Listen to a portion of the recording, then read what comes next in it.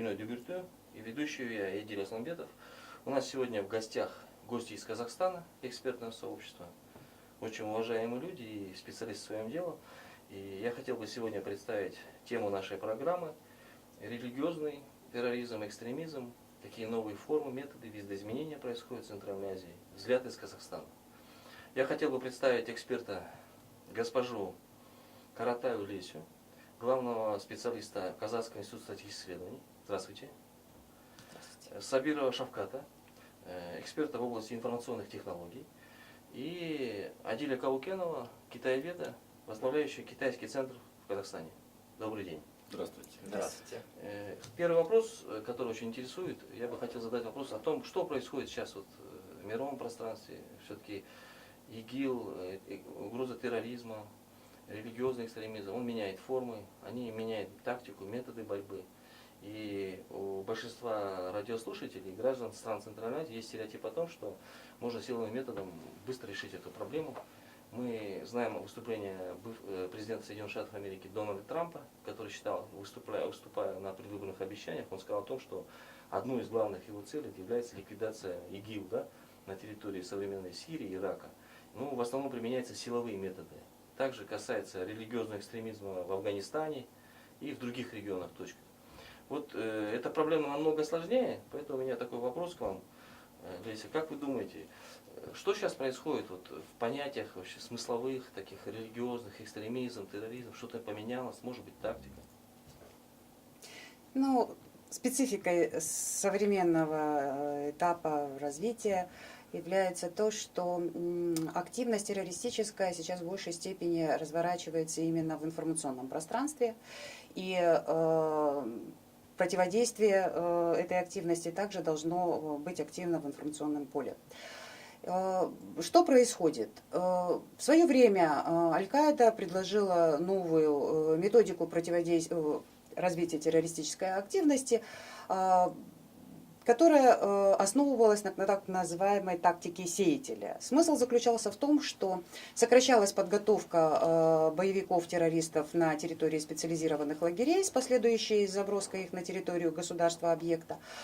А взамен развивалась информационная пропаганда, информационное пространство заполнялось различного рода призывами к совершению террористических действий, а также информацией, касающейся технических возможностей осуществления различного рода террористических актов. Впоследствии эта стратегия была дополнена и развита ИГИЛом. У ИГИЛа уже две задачи. С одной стороны, ИГИЛ разбрасывает информацию в информационном пространстве для того, чтобы стимулировать развитие террористического подполья на территории любой практически страны, где эта информация достигла чего-то сознания. Вот. А с другой стороны, информационная пропаганда ИГИЛ направлена на призыв радикализированных лиц к приезду на территорию сирийского конфликта. И в ход идет абсолютно все. Да? Информационное пространство дифференцируется и в отношении инфраструктуры. Различные структуры террористические имеют собственные какие-то профили, аккаунты в социальных сетях. Отдельные боевики имеют какие-то собственные аккаунты в социальных сетях, где они пропагандируют свои идеи. С другой стороны, расширяется и тематика, отображающая современную террористическую деятельность. И надо отметить, что на современном этапе начинает преобладать информация, касающаяся непосредственно какой-то гражданской жизни, частной жизни боевиков на территории Сирии. Активно используются такие важные для интернет-пользователей мемы или картинки. Например, кошки имеют большое значение. Какой же интернет-пользователь не любит кошек? Да? И вот эта вот вся их активность, она создает впечатление того, что ведется информационная война. То есть происходит некая такая реинтерпретация фактов, внедряются новые призывы и так далее. Но в то же время, если проанализировать те месседжи, которые пропагандируются террористическими организациями в информационном пространстве, можно сказать, что дело-то мы сегодня имеем в большей степени уже со смысловыми интервенциями. То есть смысловые интервенции предполагают, что реинтерпретации будет подлежать не какие-то конкретные факты, а именно ценности. Террористы пытаются воздействовать на ценностную систему граждан тех или иных стран и таким образом изменить национальные коды, изменить мышление человека. И вот в этой связи можно сказать, что актуальной задачей является выработка новых методик, противодействие смысловым интервенциям и построение адекватных контрнарративов. И эта задача, она актуальна как для деятельности национальных государств, так и для различного рода международных организаций.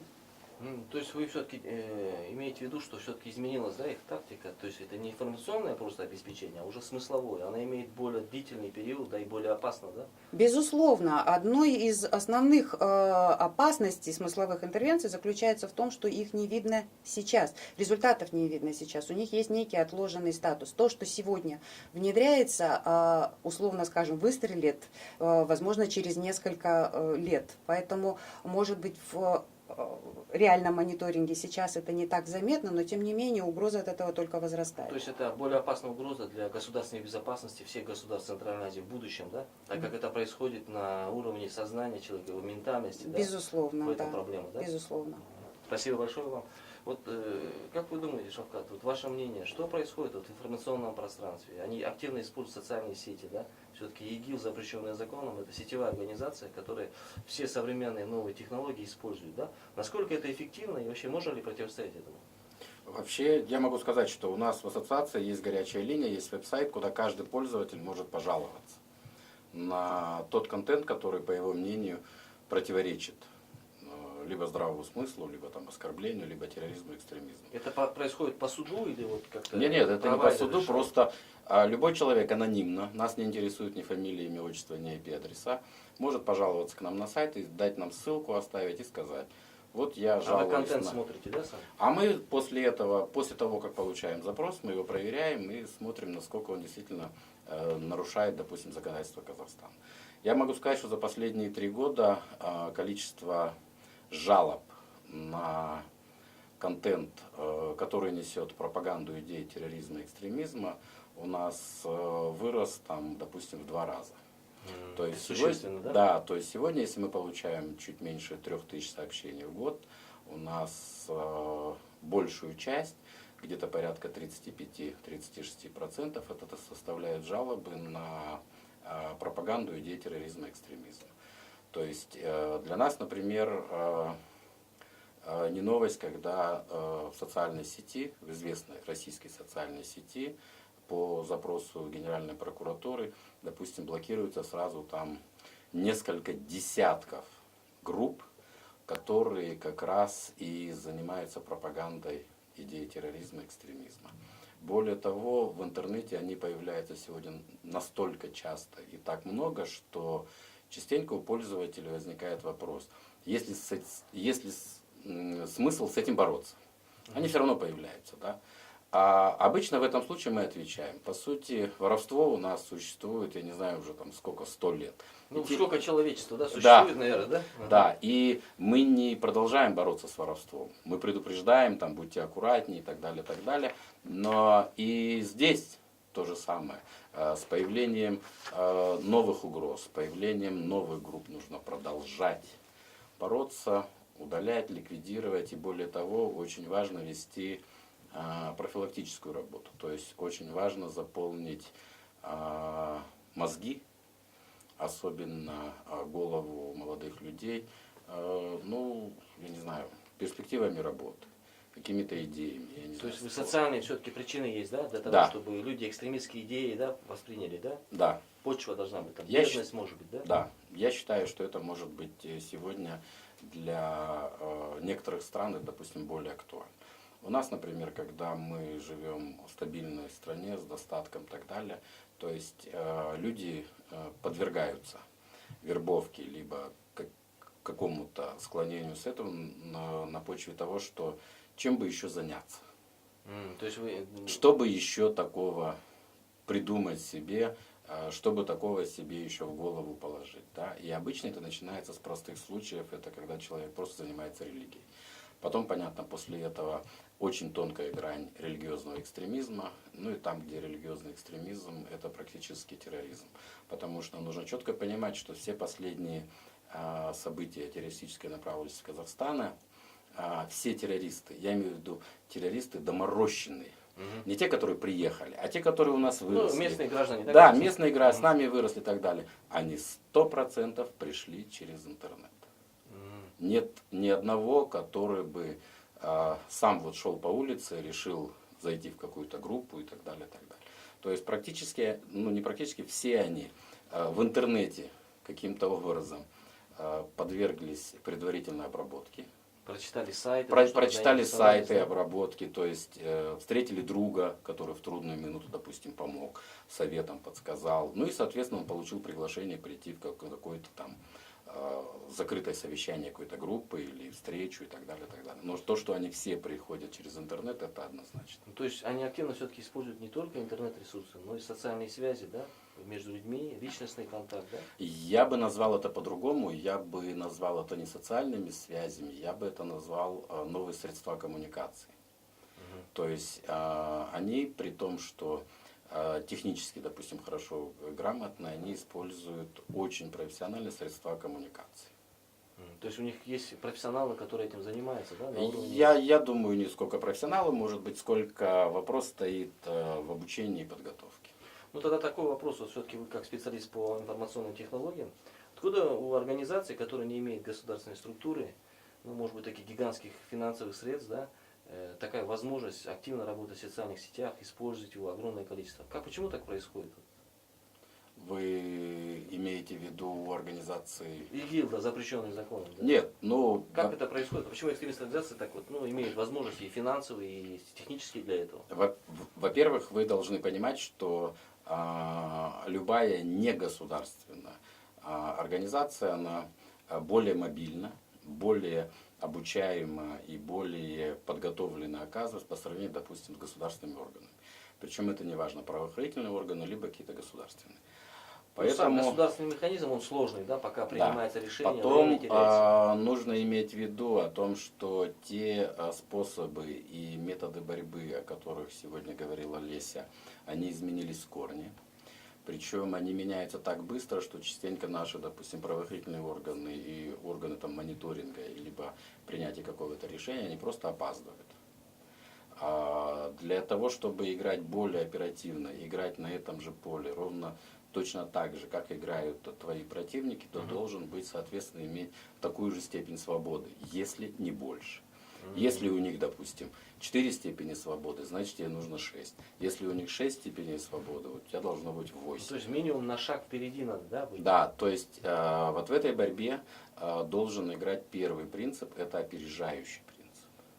Как по вашему мнению, вот, вы как специалист по информации, может быть какие-то есть технические возможности, технологические, чтобы предупреждать предыдущие шаги? Можно же как-то предугадать, чем они будут заниматься?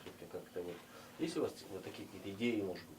Вы знаете, если бы у меня были бы эти идеи, то я бы, наверное, точно, я извиняюсь, сегодня не сидел в этой студии, я бы, наверное, занимался совсем другой работой, и мое материальное благосостояние было бы намного выше. Ну еще все впереди, я думаю, не потеряно.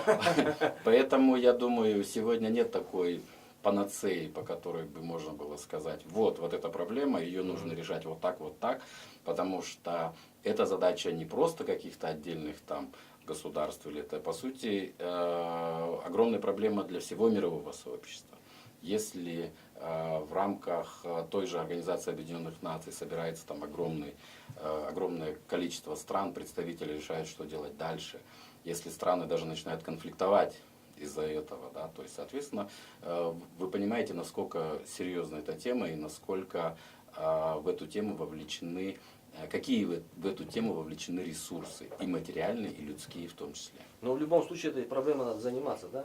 Раз существует государство, суверенитеты, да? Безусловно, потому что к чему это может привести, мы все прекрасно знаем и видели, поэтому это однозначная тема, которую нужно просто брать и делать. Спасибо. Адиль, к вам вопрос тогда такой. Вот все-таки вы как китаевед, специалист, да, вот, как вы считаете, вот на то, что все-таки такие террористические организации, запрещенные законом, когда работают в сетевом пространстве, они всегда находят какую-то часть молодежи, да, в основном это молодежь, это там может быть от 16 до 35 лет, которая в социальном плане, может быть, еще не определилась, там сложная жизненная ситуация.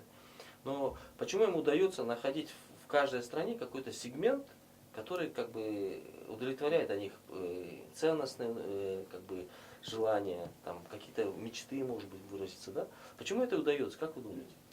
Ну, во-первых, я бы хотел заметить, начать с того, да, то есть, может быть, с прописной истины, но важной, да, то есть, что терроризм это прежде всего орудие, это оружие, и всегда есть рука, которая нажимает на спусковой крючок или нажимает на красную кнопку, то есть, и у этой, да, грубо говоря, у этой руки, да, вот есть всегда мотив.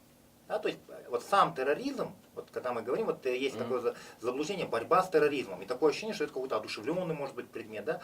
Нет, терроризм это инструмент, и используют его разные силы для политических или там, экономических иногда целей. Да? Мы давайте даже вспомним, да, буквально недавно же были, вот сейчас мы все говорим там об ИГИЛ, да, а буквально несколько десятилетий назад, вспомните, мы говорили о европейских или японских, да, террористических организациях, о которых сейчас просто даже никто не вспоминает, да, как, например, Ирландская революционная армия, Аум Синрикё и другие. То есть поменялось, то есть всегда конфликт. Какой-то конфликт, и в этом конфликте одна из сторон решает прибечь, да, вот именно, да, к запрещенному, грубо говоря, оружию. Вот она ситуация, да, то есть оттуда, да, то есть понятно, да, социальная база. Здесь тоже, опять же, это вот такой важный момент, социальная база. Она тоже не падает на самом деле с неба, да, то есть вот мне понравился вопрос, мы обсуждали, да, деньги, да, откуда большие средства. Ну, давайте вспомним, что ИГИЛ тоже же не появился ни с воздуха, да. Вот когда есть такой соблазн решить проблему, да, каким-то вот Простым ковбойским выстрелом, да. Результат, что мы видим, да, разрушение Ирака и Сирии, да, были два государства, да, с какими-то своими внутренними проблемами, но тем не менее эти государства контролировали свою территорию. Как только исчез государственный аппарат, исчезла сама вот структура, связывающая, да, вот эти две страны, тут же появилась как рака, да, тут же появилась, в природе нет вакуума. Пустоту заменила своего рода раковые клетки, как метастазы. Появились террористические организации, которые использовали вот этот конфликт. А какой конфликт на данный момент? Ну, еще Хантингтон писал, помните, о разломе, да, столкновении цивилизаций, о разломе. Тем более современный мир, получается, что первый, второй и третий мир, да, они сплелись вот в таких вот объятиях, которые иногда бывают буквально смертельными. И вот в этой ситуации есть конфликт, да, прежде всего сейчас на Ближнем Востоке, да, где две стороны противостоят. С одной стороны высокотехнологические армии там, Запада, с другой стороны, да, то есть им противопостоящие, да, сетевые вот эти организации террористов и экстремистов, да, религиозных, которые используют людей, вводят их в заблуждение, обманывают. И смотрите, да, то есть вот идет момент, да, когда социальная база. Здесь тоже, когда появляется вакуум, да, молодые люди, да, то есть ведь каждая семья, да, вот еще в классике писали, все счастливы одинаково, но каждый несчастлив по-своему, да.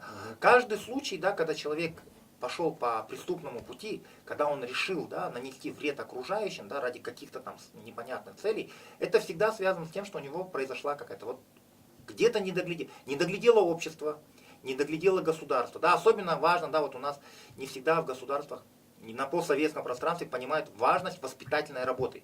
Труд учителя, например, обесценивается, да, в результате не хватает, да, вот такая идет как бы профилактика, да, вы имеете? Это все, да. Высокообразованный человек, чем выше, он больше. И больше того, да, то есть не просто качество, да, человека, да, то есть еще важно, чтобы он был вовлечен в вот эти процессы, да, чувствовал. У всех молодых людей есть определенный романтизм, да, вот, как говорил Рузвельт, да, кто не был хиппи, да, тот не имел сердца, да, то есть имеется в виду, что важно, чтобы вот этот романтизм, да, он был в легальных рамках. И больше того, да, что значит легальный? Вот некоторые, особенно вот в правоохранительных органах, иногда понимают это как создать какие-то тесные стены и туда запихнуть человека. Наоборот, да, чем выше стены, тем больше желания уйти в тень. Наоборот, поле должно быть, дышаться должно легче, да, то есть должны быть структуры общественные, да. Важно, чтобы, если человек высоко социализирован, как он уйдет, да, как он вообще решится на то, чтобы подорвать, да, предположим, себя или стрелять там, по безвинным людям. Он же будет знать, что его человек, прежде всего, социален. Личность, Если его, семья, да, общество, если его группа. общество не поддерживает такие вещи, он им не пойдет. Да, то есть, и здесь это сложный, конечно, тяжелый процесс, это, наверное, об этом много пишут, об этом много говорят, но проблема очень глубокая. Спасибо. У нас в гостях казахские эксперты Каратаева Леся, Сабира Шавкат и Каукенов Адиль. Давайте перейдем тогда к такому вопросу, он более будет провокационный, может быть какой-то сложный, может быть с одной стороны. У меня такой вопрос к вам. Вот мир поменялся, 21 век, да? В ноябре 2016 года Обама, экс-президент США, выступая в Берлине, встречаясь с Меркель, он сказал своим сторонникам, членам НАТО, западному миру, он сказал, готовьтесь, что 2017 год это будет год сложный, тяжелый и порой жестокий. То есть он призвал, да, ну, понимаем, что это члены НАТО, западный мир в основном, он сказал, что готовьтесь, надо быть готовым к новым вызовам. И вот в этом плане мне как бы, вот сейчас идет геополитическая турбулентность, у меня такой вопрос. Вот к вам, наверное, Леся, начнем с вас. Как вы думаете, какие-то новые вызовы появятся у нас вот в 2017 году, вот в религиозном экстремизме? Все-таки все меняется же, да? Какие-то вы можете, может быть, прогноз дать, как что-то произойдет, как будет противостоять им, чтобы вот государственные институты и граждане были готовы? Вы знаете, ну, могу сказать только, что если бы я могла дать прогноз, что у нас случится в 2017 году, я бы вместе с Шавкат Умаровичем сейчас где-нибудь коктейли пила, да? Ну, я имею в виду не это, я имею в виду все-таки то, что вы... Есть процессы, которые все-таки они видны специалистам, экспертам. Может быть, дай бог, чтобы оно не прошло, потому что все-таки есть логический ряд, это риски, вызовы и угрозы. И часто, если вы можете, говорят, вначале вызовы, угрозы, вначале бывают риски, потом вызовы, потом угрозы, да? И чтобы не доводить до вот этого логического ряда, до угрозы даже, ну, нужно, по крайней мере, риски, которые возникают, их уже, если превентивно убрать, то все остальное логический ряд не появится. Может быть, мы будем говорить о рисках?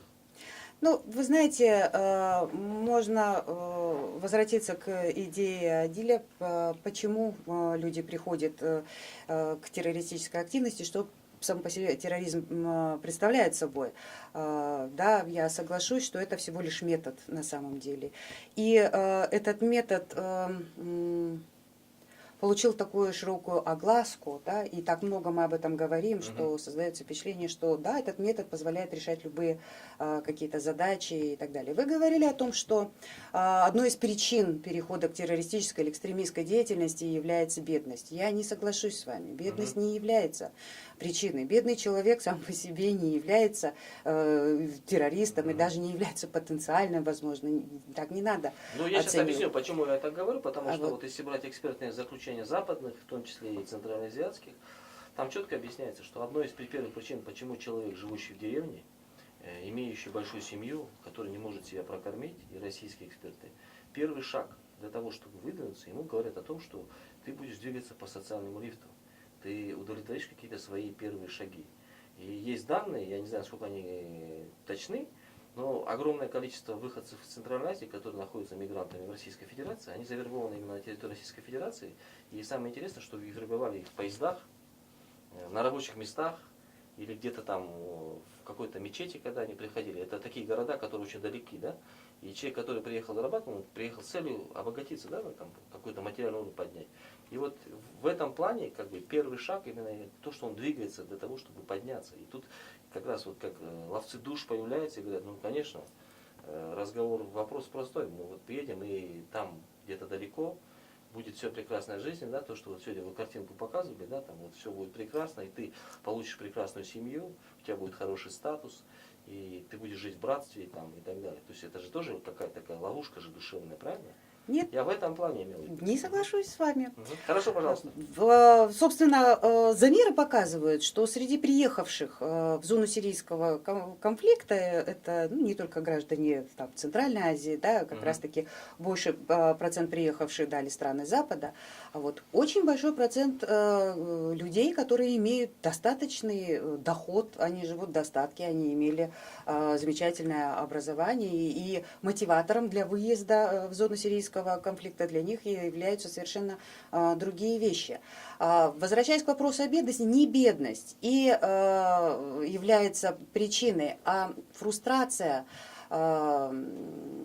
И, то есть, осознание социальной несправедливости. Видите ли, социальные лифты работают не только для молодежи, которая там, сегодня закончила университет и не может устроиться на работу. Социальные лифты также актуальны для людей уже, в принципе, кажущихся состоявшимся. Да? Может быть, эти люди имеют прекрасную работу, но они хотели бы сделать свою Хорошо, карьеру тогда я дальше. Что-то согласен с мешает. тем, что социальные лифты в СНГ не работают. Согласны с этим или нет?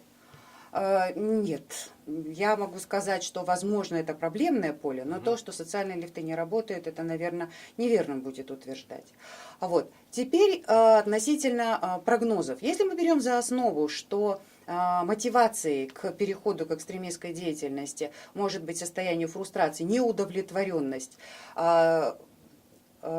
условиями, да, невозможность, ощущение того, что ты не можешь реализовать какие-то свои задачи, тогда мы можем с вами прогнозировать, что террористическая активность будет развиваться в сторону террористов-одиночек.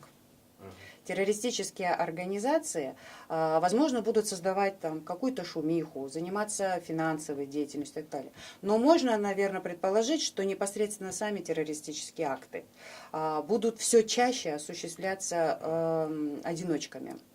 Ну и, как говорят в кавычках, вслепую, да? Ну, возможно, да. Как форма, да? Да. То есть это к вопросу о том, что многие рассматривают терроризм как просто метод реализации своих каких-то там Ну, политических целей, может, геополитических. задач, да. Спасибо. Тогда к вам, Шавкат, вопрос такой вот в этом же плане. Как вы думаете, вот в будущем вообще интернет-пространство, социальные сети смогут бороться вот уже на стадии такой профилактической с любым проявлением сайта, появлением? Ну, технология развивается же. Вы знаете, с этим сейчас тоже активно все борются. Борются продвинутые страны, борются страны развивающегося мира, борются в том числе и все и другие. Вы знаете, наш президент в своем последнем послании поставил задачу именно о создании киберщита. То есть, по сути, этот киберщит как раз и направлен на то, чтобы он обеспечивал границы Казахстана и в том числе не давал этой террористической заразе, ну и Проникать, да, вообще на территорию? проникать на территорию, и более того, в случае проникновения, то есть можно было бы отслеживать и смотреть разного рода террористические угрозы, либо пропаганду идей самих. То есть, по сути, борьба с терроризмом, она у нас, допустим, мы так и пишем в своих задачах, что борьба с пропагандой идей терроризма. То есть не просто с терроризмом, а именно идеи терроризма. Да. Плюс из этого мы, соответственно, прогнозируем о том, что, во-первых, в этом году изменится принципиальный подход практически всех государств к этой тематике, потому что весь мир за последние годы изменился настолько, что последние выборы в странах показывают, к чему сейчас идет давление. Я думаю, каждая страна сегодня задумалась над тем, что, особенно та, которая пострадала от террористических атак, она задумалась о том, что нужно это решать на собственном государственном поле. И я думаю, те вещи, которые сегодня каждая страна выстраивает с точки зрения защиты в киберпространстве, они просто будут объединяться и будут работать совместно. Пока на сегодняшний день на этом поле вылезла, как правило, только одна проблема. Это проблема юрисдикции. То есть, если сейчас вопрос юрисдикции между странами Запада и, например, Россией, она будет решена, то я уверен, что и вопросы поиска, нахождения, предотвращения каких-либо и террористических угроз, и преступных каких-то, это она будет происходить достаточно быстро и оперативно. То есть это вот направление новое, да? Даже Да. где находится сервер, да, легче будет находить, да? А и сегодня не проблема найти сервера, сегодня именно проблема найти человека, но учитывая того, что практически сегодня все информационное поле, вся техническая инфраструктура меняется на то, что не будет проблем с IP-адресами, поскольку IPv4 адреса уже закончились года 3 назад, а будут IPv6, новые IP-адреса, то есть и каждый ваш мобильный телефон, мой мобильный планшет, компьютер будет иметь во всем мире один уникальный, каждый будет иметь свой уникальный номер. Поэтому, ну, мы с вами не планируем заниматься противозаконной деятельностью, поэтому Ну да, я надеюсь, да. это не страшно, поэтому у каждого из нас будет свой уникальный IP-адрес, то есть и по которому можно будет и мониторить, и смотреть. То есть как бы авторизация, да, будет автоматическая, да? Не авторизация, Ну. просто любое устройство, оно должно иметь какой-то уникальный признак. Ну, то есть по это будет которому легче оно найти, будет. да, уже кто И использовал. в том числе с точки зрения правоохранительных, я повторю, органов, Да, и- я не говорю с точки зрения там, свободы слова, еще, потому что это не имеет к этому отношения, а с точки зрения поиска правоохранительных, с точки зрения террористических угроз, конечно, это много легче и проще. То есть будущее развитие будет технологий все-таки идти к тому, что будет легче. Оно идет уже к этому. Спасибо вам большое. Тогда к вам один вопрос, тот же самый, который был. Вот как вы думаете, то, что вот Олеся отвечал, какой-то прогноз дать можете? Да. Ну, во-первых, я соглашусь, да, с Лесей, что действительно, конечно, хотя бедность действительно порождает определенную ситуацию, да, то есть рисковую, тем не менее, действительно, вербовать могут людей среди разных слоев, да, ну, во-первых, вспомним, да, Усама бен Ладен был очень богатый человек для начала, да, а во-вторых, да, тоже вот момент, да, вот эта вот неудовлетворенность. Например, человек из среднего класса, но живущий в бедном квартале, будет чувствовать себя богатым. Но этот же человек из среднего класса, живущий в богатом квартале, будет чувствовать себя нищим и несправедливым. Да, и вот видим, да, то есть вот этот момент, вот это, чуть-чуть, вот бедный, но чуть-чуть побогаче, чем оставшиеся, и он уже социально удовлетворен. Ему кажется, что он значительно богаче, чем другие, и его уже труднее вовлечь куда-то. Да? То есть эти вещи слишком абстрактные, да, чтобы мы сразу облекли какие-то слои какими-то, да, вот это вот самая больная зона, давайте там работать. Да? На самом деле и среди богатых достаточно много рисковых зон, да, от безделья, да, от непонимания и прочее. По прогнозам, да, то есть, ну, прогнозы в целом, на мой взгляд, достаточно не совсем утешительны. Почему? Потому что нестабильность на Ближнем Востоке, она только увеличивается. Да? То есть каких-то вот ближайших решений сирийского, да и в принципе, да, вот вопроса ближневосточной стабильности не предвидится. Больше того, 2017 год планируется, наоборот, будет усиление. Это все волной будет бить по всем регионам мира, ни один не застрахован, включая, естественно, наш. К тому же в Центральной Азии, больше того, есть проблема экономического кризиса. Этот кризис, да, опять же, порождает вот ту самую неудовлетворенность, о которой мы уже говорили, да, что, естественно, для региона риски растут. Да, соответственно, региону, да, необходимо, да, больше, да, работать в этой сфере, больше усилий над собой. По развитию технологий я хотел бы заметить, что полностью соглашусь с уважаемым Шавкатом, да, что здесь очень интересный пример показывает нам тот же Китай, который, кстати говоря, по многим технологическим процессам уже давно ушел вперед. Или, например, Южная Корея, где вход в интернет давно уже осуществляется по сути, по факту, только после регистрации вашего удостоверения личности и ИИНа. Да? То есть вас легко будет найти, если вы ведете противоправную деятельность. То есть идут процессы деанонимизации интернета.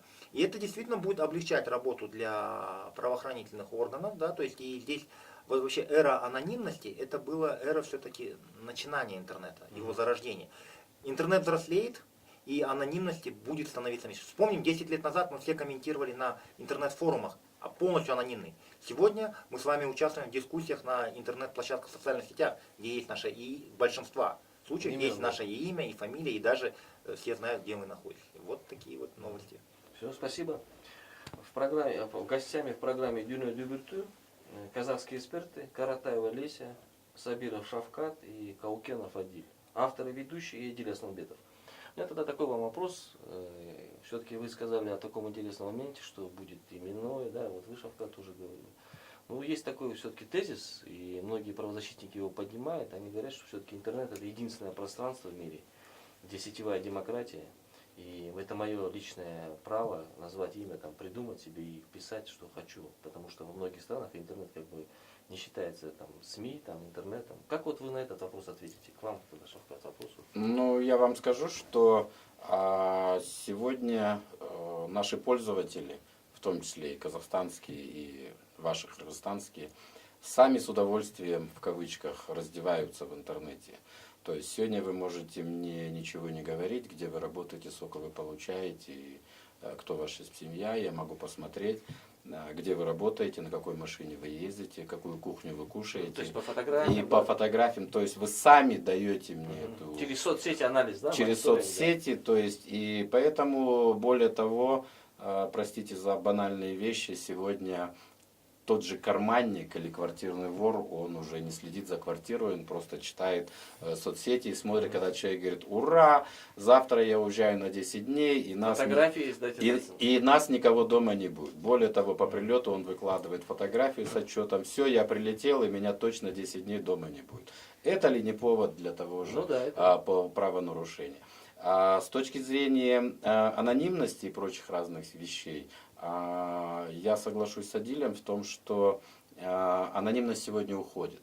Вы можете даже на собственном опыте, обычно, как всегда говорят, поставь себя на, допустим, его место. Вы не хотите обсуждать и дискутировать с человеком, у которого вместо фотографии там яйцо или яйцеголовый, да, или который зарегистрировал аккаунт только 2 недели назад. Ну, он совсем пустой, там вообще ничего нету. Да, да. То есть вы требуете, чтобы с вашей стороны была какая-то личность, и эта личность не просто была там Иванов Иван Иванович или там Берег Бердыкулов там, и так далее, а чтобы он подтвердил свою квалификацию, что он пишет какие-то посты, он может аргументировать, он что-то пишет. То есть вы требуете взамен. Какая-то история должна быть у него. Какая-то история, да. Поэтому сегодня, как правило, об анонимности и о всех этих вещах говорят те, которые, может быть, планируют которые вещи, которые не хотят делать публичными. В силу разных причин. Но он не хочет быть публичным. Он не хочет публиковать свое имя. Ну, ради бога, это его право и так далее. Но речь-то идет немножко о другом. Несмотря на то, что ты не публикуешь свое имя, ты не показываешь себя, и люди не могут этого увидеть, узнать, нужно четко понимать, что если у тебя в голове есть мысли, которые будут противоречить законодательству какой-либо или своей страны, либо какой другой, ты должен быть уверен, тебя придут и накажут.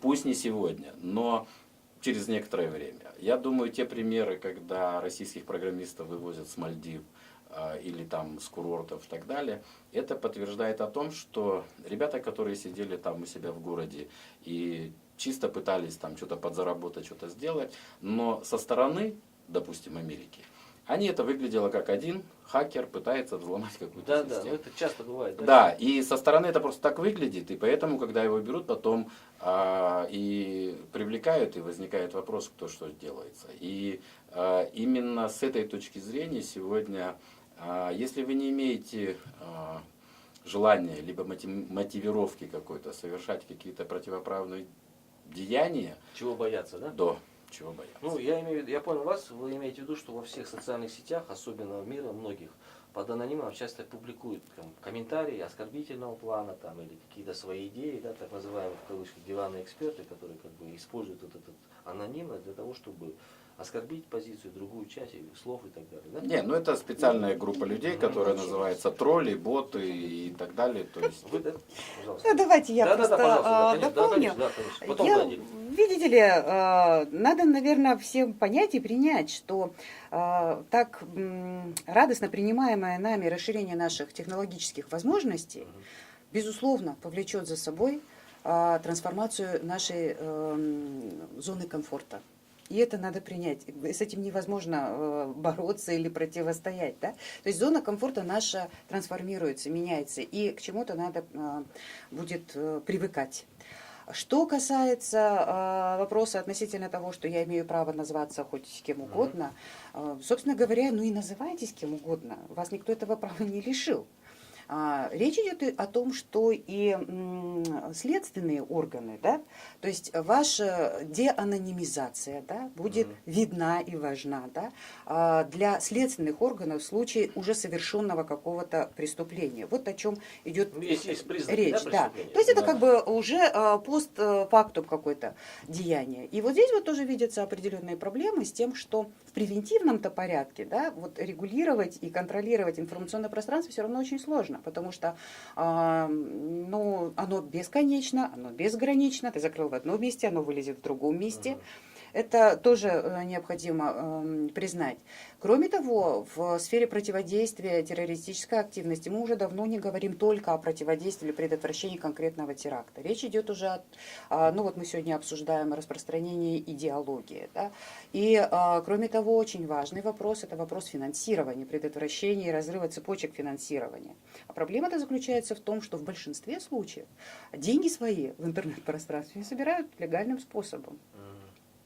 Даже если идет какое-то пожертвование, то на превентивном уровне до свершения злодеяния профинансированного, да, доказать факт финансирования практически невозможно. Вот эти вот вопросы необходимо будет решать. Спасибо. Владимир, что хотел сказать? Я бы хотел добавить, единственное, в том плане, полностью соглашаюсь со своими коллегами, и просто хотел добавить, что люди, которые говорят о том, что деанонимизация ведет к уменьшению свободы слова, просто не совсем, на мой взгляд, понимают вообще, о чем идет речь. Поймите, любой на самом деле правозащитник, вот, да, если мы говорим да, о оппозиции, да, например, к власти, любая оппозиция или любой правозащитник, он на самом-то деле никогда анонимным и не был. И не является. Почему? Потому что иначе он, почему, да, требуется доверие. Да? Люди не будут доверять анониму, потому что за аноним, ну кто доверится маске, да, то есть за которой нет человека, да, потому что это может быть злоумышленники, это нормально, да, то есть, соответственно, как работают что правозащитники, что оппозиционеры, даже жесткая, да, оппозиция, она всегда работает в легальном поле. Да, то есть они даже создают партию, предположим, даже партию какую-то да, не регистрируют, предположим. Да, но все равно эта партия, у нее есть имена у политиков, потому что политику важно имя. И у партии есть имя, и они вот туда собирают людей. То есть никогда оппозиция или правозащитники скрытными методами, это просто не их поле. Кто работает в скрытном поле? Это преступные элементы и террористы. Да, террорист, как правило, скрывает. Или, например, вот была вот, да, проблема, вот много говорили о синем ките. Там понятно, тоже да, никто не открывает своих имен, потому что здесь, наоборот, важно там, манипулировать, в частности, детским сознанием. Поэтому деанонимизация, она на самом деле вот правозащитникам-то не... Потому что правозащитник в силу своей деятельности или оппозиционер, он в силу своей деятельности всегда не анонимен. Он, наоборот, всегда максимально открыт. Он первее всех, как правило, показывает, вот я здесь живу, вот мой дом, вот мои доходы. Верьте мне, люди, я борюсь за ваши права. Вот и все. Соответственно, и вообще представление о том, что анонимность дает свободу слова, это заблуждение. Свободу слова дают законы государства. А мнение о том, что если вы можете в интернете где-то там, скрывшись за ником, написать какую-то гадость, что это свобода слова, нет, это просто анархия. Спасибо. Тогда у меня окончательный вопрос, последний, так скажем, да, вот маленький момент заключается в том, что сейчас идет процесс глобализации, вы с этим согласитесь, да? Мир меняется, мы движемся, миллионы людей покидают континенты, океаны, ну, происходит такое, ну, я не знаю, может там великое переселение народов, да? Те народы, которые раньше никогда не двигались, движутся. Но в этих условиях государству очень трудно, да, бороться, потому что национальные границы, те традиционные методы остановки или там угроз национальных, они не работают, потому что огромные миллионы людей двигаются и очень сложно контролировать. Как вы думаете, вот, как это может повлиять на будущую борьбу вот, с религиозным экстремизмом, терроризмом? Давайте с вас начнем. Ну, во-первых, я считаю, что как раз процесс глобализации уходит. Наоборот, все пытаются определиться со своим собственным, личным, государственным или частным пространством. Когда каждая страна пытается сказать, нет, ребята, я выхожу из ваших договоров, я строю свои границы. Да, это как раз противоположную сторону от глобализации. То есть возврат к национальному государству. Да, я считаю, что в это время сейчас все как раз идет к тому, что при таком массовом исходе людей каждое государство должно определиться со своими границами и определиться со своими гражданами и людьми. И только после этого оно может понять, выстроив свои границы, сможет понять, на каком этапе оно само находится. То есть выстроить систему защиты, да? Да. Предупреждения, да? Да, именно системы защиты, профилактики, предупреждения различных мер. А так это получается размыто, да, весь мир. А да, иначе это будет сплошная масса, которая будет двигаться туда, и найти там каких-то террористов, но будет практически невозможно. Именно поэтому, то есть у нас, допустим, президент наш еще в феврале 2011 года говорил об электронных границах.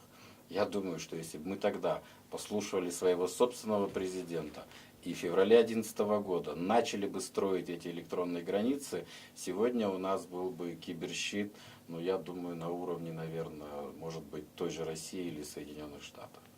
Спасибо.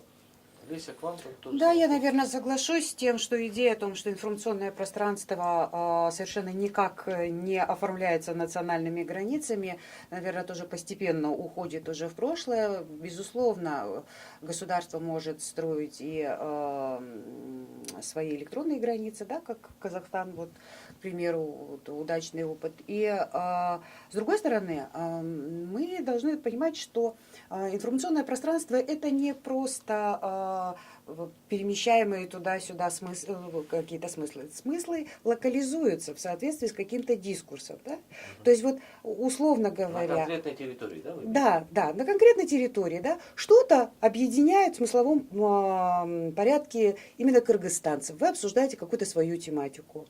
У казахстанцев есть своя тематика, которая... И это вот определенные такие вот локальные дискурсы, которые имеют, они формируются в рамках национальных государств. И это локализует информационное пространство в национальном формате.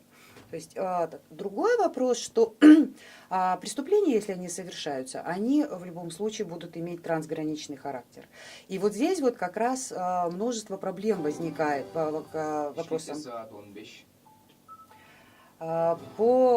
вопросам, проведения следственных действий каких-то, потому что это и вопросы и юрисдикции, двойной юрисдикции, и понимание, правонарушение ли это или не правонарушение. Законодательно национальные могут по-разному эти вещи трактовать.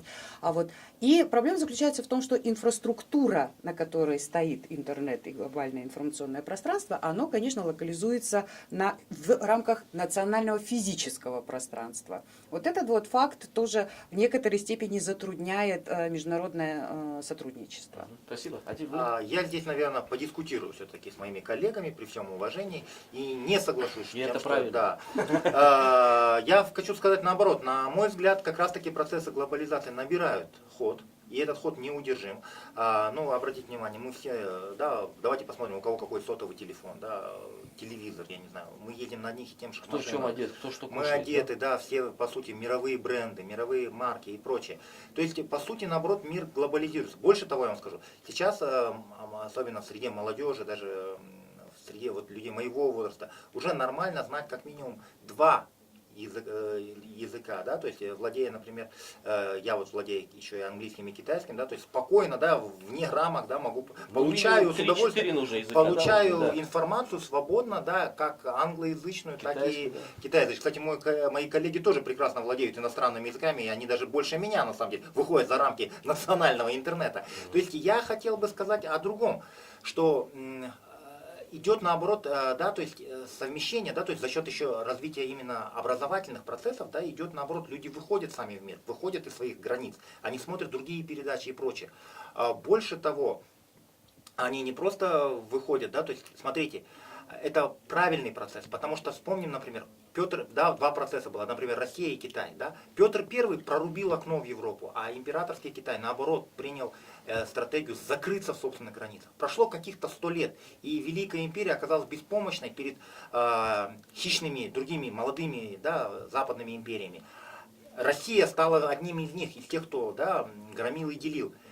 Сейчас, например, да, то есть поэтому в том же китайские эксперты, они всегда говорят, да, что Китай наоборот, помним речь Си Цзиньпина на Давосе, да, то есть, что наоборот, Китай будет открываться, Китай будет идти вперед, еще больше и так далее. И здесь вот вопрос, да, на мой взгляд, вот это исторически, почему я пример привел, да, тот, кто хочет закрыться в собственном соку, это всегда процесс, да, замораживания своего прогресса. Это всегда регресс. И в результате этого регресса ты станешь слабее. Да? Тот, кто хочет стать сильнее, должен открыться миру и закалиться вот в этом бушующем море. Спасибо большое. На этом мы завершаем нашу программу «Дюна и Вирту». У нас были в гостях эксперты из Казахстана. Каратаева Леся. Спасибо вам большое. Сабира Шавкат, спасибо вам большое. И Адиль Каукенов, вам тоже спасибо большое о такой интересной беседе. Давайте все-таки сегодняшнюю передачу закончим на позитивной ноте. Я думаю, что это не первый случай, когда цивилизация мировая сталкивалась с такими вызовами и угрозами. И в конце концов цивилизованное общество выработает методы, и мы будем жить в более таком мирном, таком стабильном человечестве. Да? Спасибо вам за участие. Автор и ведущий Едиль Усманбетов. Спасибо. Спасибо. Спасибо. Отдаем без меня.